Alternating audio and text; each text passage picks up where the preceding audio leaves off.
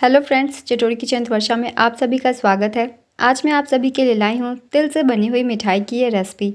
बहुत ही ज़्यादा टेस्टी मिठाई है दोस्तों। बहुत ही जल्दी मकर संक्रांति भी आने वाली है, तो आपके घर में भी तिल की मिठाइयाँ ज़रूरी बनती होगी। तो इस साल इस रेसिपी को ज़रूर ट्राई कीजिए। बहुत ही आसानी से ये बन जाती है। आपको मार्केट से अलग से लाने की कुछ भी ज़रूरत नहीं है। और ठंड के सीज़न में वैसे ही हम तिल की काफ़ी मिठाइयाँ बनाते हैं, तो इस मिठाई को भी आप सब ज़रूर ट्राई कीजिए। बहुत ही ज़्यादा आपको ये टेस्टी लगेगी। साथ ही ये बहुत कम सामानों से भी बन जाती है। आप इसे सिर्फ आधे से 1 घंटे में बना सकते हैं। तो चलिए आज की रेसिपी स्टार्ट करते हैं।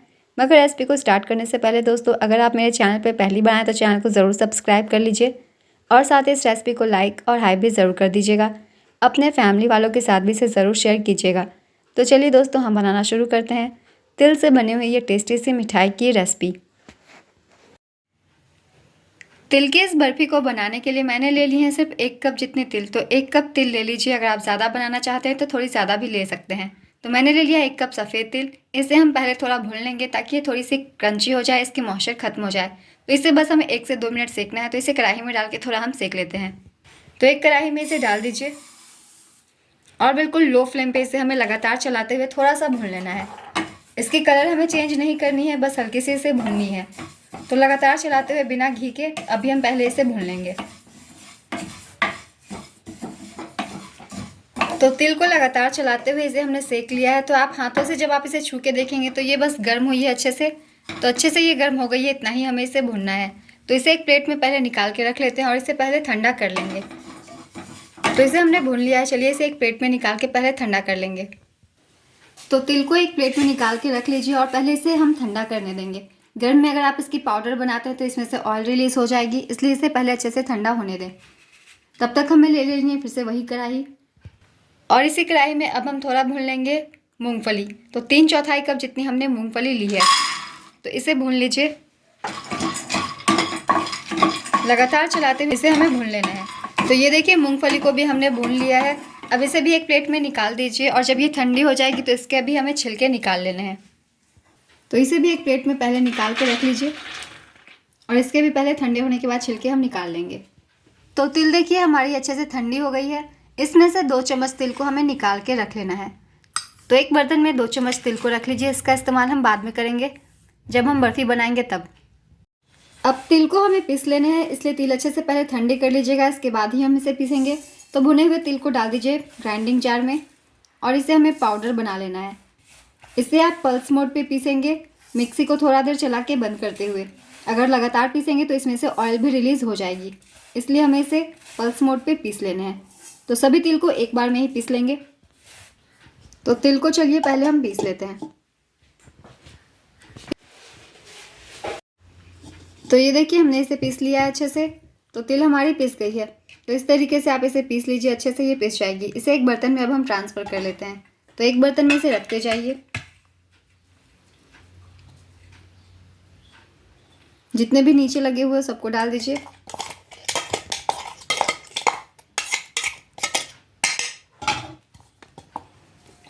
और इसी जार में अब हम पीस लेंगे अपनी मूंगफली को भी, जो हमने भून के रखा हुआ है। तो अब मूंगफली के ठंडे होने के बाद हमने इसके भी छिलके निकाल लिए हैं और इसे अब डाल दीजिए। इसे भी हमें पल्स मोड पे ही पीसना है।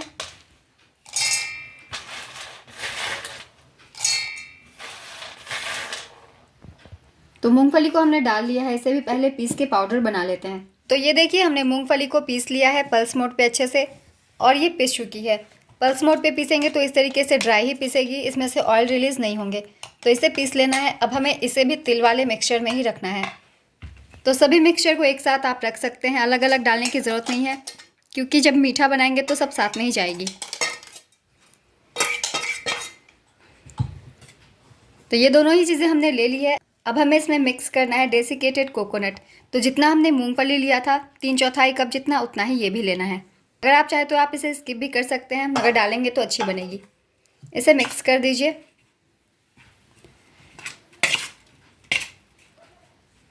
तो हमारी मिक्सचर जो है तैयार है। चलिए अब हम इसे बनाना शुरू करते हैं।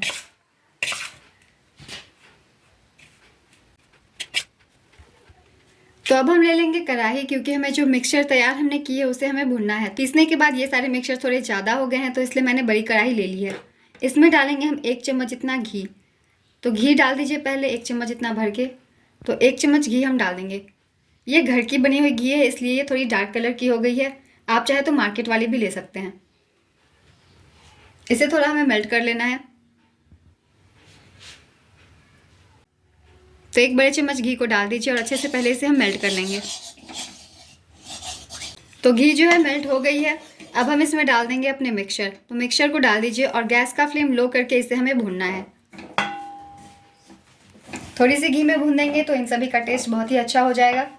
तो इसे लगातार चलाते हुए, ज़्यादा नहीं, बस 3 से 4 मिनट इसे हमें भून लेना है। तो लगातार चलाते हुए गैस का फ्लेम मीडियम करके इसे हम भून लेते हैं पहले।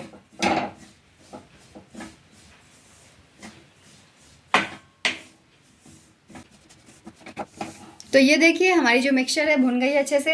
हल्की हल्की सी जब कलर चेंज करना शुरू कर दे तो इसे हम उतार देंगे गैस से। अब हम ले लेंगे एक दूसरी बर्तन, पहले हम तैयार कर लेंगे चाशनी। तो इसे गैस से उतार के रख दीजिए। इसे अभी हमें नहीं भुनना है, इसे गैस से उतार के हमें रख देना है। इसके लिए अब हम तैयार करेंगे अपनी चाशनी। चाशनी के लिए मैंने ले ली है कढ़ाई, इसमें डालेंगे चीनी। मैं चीनी में बना रही हूँ क्योंकि चीनी हर घर में होती है, इसलिए आप चाहे तो इसे मिश्री में भी बना सकते हैं या फिर इसकी जगह गुड़ का भी इस्तेमाल कर सकते हैं। तो मैंने लिए 1 कप चीनी, इसकी हमें चाशनी बना लेनी है। और जितनी हमने चीनी ली है ठीक उसकी हाफ हमें पानी इसमें डालनी है। तो हाफ कप जितनी पानी डाल दीजिए। इसमें हमें कोई तार नहीं चाहिए, बस हल्का सा चिपचिपापन होना चाहिए। इतना ही हमें इस चाशनी को पकाना है। तो लगातार इसे हम चलाते हुए पहले पका लेंगे।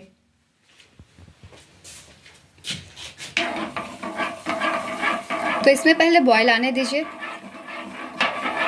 इसे हमें बिल्कुल चिपचिपी हल्की सी हो उतना ही पकाना है। ज़्यादा 1 तार या 2 तार वाली चाशनी हमें तैयार नहीं करनी है, वरना हमारी जो बर्फ़ी है बहुत ही ज़्यादा कड़क बन जाएंगे और फिर वो टूटेंगे नहीं। इसलिए आपको चाशनी बनाते वक्त थोड़ा ख्याल रखना है, चाशनी ज़्यादा भी नहीं पकनी चाहिए। तो ये देखिए चाशनी में उबाल आ गई है और ये हल्की हल्की सी गाढ़ी भी लग रही है। तो आप एक बार इसे चेक कर लेने हैं हाथों से। आपके हाथों पे बस चिपचिपापन महसूस होना चाहिए। तो ये देखिए ये ऑयल के जैसी महसूस हो रही है, थोड़ी सी चिपचिपी लग रही है और हल्की हल्की सी 1 तार आना बस शुरू होने ही वाली है। तो हमें बस चाशनी को इतना ही पकाना है, कम्प्लीटली 1 तार नहीं आनी चाहिए। तो चाशनी को ऑफ़ कर दीजिए और गैस का दोनों ही फ्लेम हमें ऑफ़ ही रखना है। पहले ठंडे में ही हम इसे मिक्स कर लेंगे, जो हमने मिक्सचर को साइड करके रखा है उसमें। तो अब हमें मिठाई सेट करने के लिए एक प्लेट को अच्छे से ग्रीस कर लेना है घी से। तो घी से इसे ग्रीस कर लीजिए। मैंने घी को थोड़ा मेल्ट कर लिया है, जमे हुए फॉर्म में मैंने नहीं लिया है। तो इसे ग्रीस करके पहले ही रख लीजिए, क्योंकि मिठाई जो है हमारी तुरंत ही जमने लग जाएगी। तो थोड़ी देर पहले ही ये तैयारियां हम करके रख लेंगे। तो ये देखिए प्लेट हमारी तैयार है। आप किसी भी बर्फ़ी के भी प्लेट में इसे सेट कर सकते हैं या फिर किसी भी स्टील के इस तरीके के प्लेट में। तो मैंने ले ली है ये स्टील के प्लेट और इसमें मैं सेट कर दूँगी। तो ग्रीस मैंने कर दिया है। अब चलिए मिठाई की तरफ चलते हैं। तो ये देखिए मिक्सचर भी हमारी अच्छे से थोड़ी सी गुनगुनी है। तो इसी स्टेज पे हम इसमें अपनी चाशनी को ऐड कर देंगे। गैस का फ्लेम मैंने अभी ऑफ ही रखा हुआ है, ऑन नहीं किया है। पहले चाशनी मिक्स कर लीजिए, वरना आप इसे मिक्स करते करते वो जमने लग जाएगी। तो गैस का फ्लेम जब ऑफ है तभी इसमें हम अपनी थोड़ी थोड़ी चाशनी को डालते जाएंगे। तो एक ही साथ नहीं डालेंगे, थोड़ी थोड़ी करके डालेंगे और मिक्स करते जाएंगे।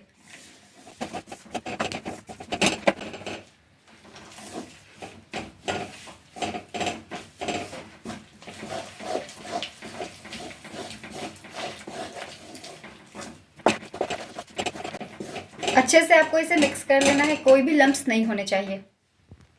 तो मैंने सभी चाशनी को डाल दिए हैं और गैस का फ्लेम मैंने लो करके ऑन कर दिया है।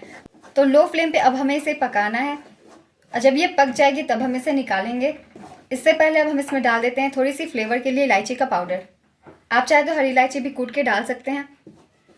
तो ये मैंने डाल दिया, इसे मिक्स कर दीजिए। और जो हमने तिल निकाल के रखा था इस स्टेज पे हम इसमें डाल देंगे। तो इसमें डाल दीजिए, बीच बीच में आएगी बर्फ़ी के तो बहुत ही अच्छी लगेगी। और साथ ही मैंने थोड़ी सी तिल और बचा ली है, आधी छोटी चम्मच जितना। इसका यूज़ हम बाद में करेंगे। अब इसे हमें लगातार चलाते हुए पकाना है तब तक जब तक ये डो के फॉर्म में ना आ जाए तब तक। मगर इसे लो फ्लेम पे ही हम पकाएंगे, गैस का फ्लेम हाई या मीडियम नहीं रखेंगे। लो फ्लेम पे अच्छे से इसे हमें गाढ़ा होने तक पका लेना है।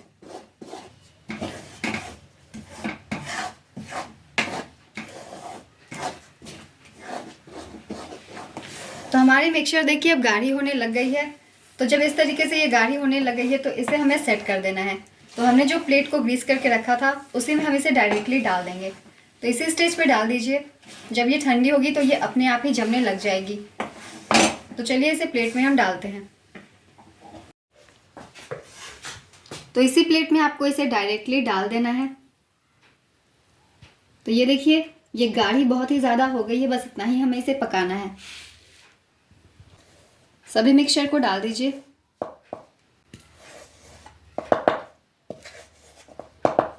तो सभी मिक्सचर को अच्छे से इसमें डाल लीजिए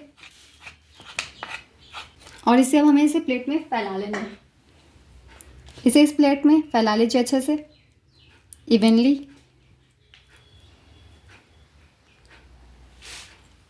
तो ये अपने आप ही फैल जाती है, आपको ज़्यादा मेहनत करने की ज़रूरत नहीं है। तो ये देखिए अच्छे से स्प्रेड हो गई है। तो इसे ऐसे ही छोड़ दीजिए, ज़्यादा इसे हमें छूना नहीं है, ये आराम से सेट हो जाते हैं। एक बार टैप कर दीजिए।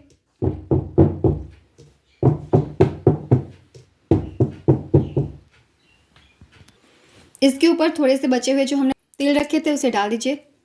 बहुत ही अच्छी लुक आएगी हमारी इस तिल बर्फ़ी की। और थोड़ी सी मैं इसमें इसके ऊपर डाल रही हूँ पम्पकिन सीड। आप यहाँ चाहे तो काजू बादाम भी थोड़ी सी क्रश करके डाल सकते हैं, मगर तिल की बर्फ़ी है इसलिए मैंने तिल से ही डेकोरेट की है और थोड़े से ये बीच में डाल दे रही हूँ। ये भी डालना ऑप्शनल है, अगर आप चाहे तो आप इसे स्किप भी कर सकते हैं, मगर अच्छी लुक आएगी इसलिए मैं डाल देती हूँ।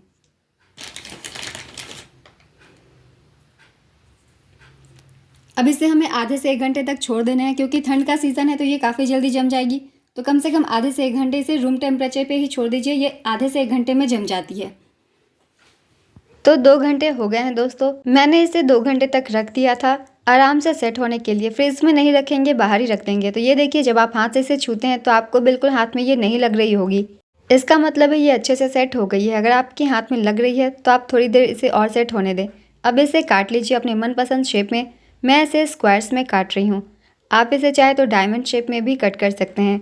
अगर आपको इस वक्त थोड़ी सी गिलापन महसूस हो तो आप 1 से 2 घंटे से और सेट होने दें। हो सकता है चाशनी ठीक से ना पकी हो, जिसकी वजह से सेट होने में थोड़ा वक्त लग सकता है। तो इसे हमने काट लिया है स्क्वायर शेप में और ये बड़े ही आराम से कट भी जा रही है और ये निकल भी जाएगी।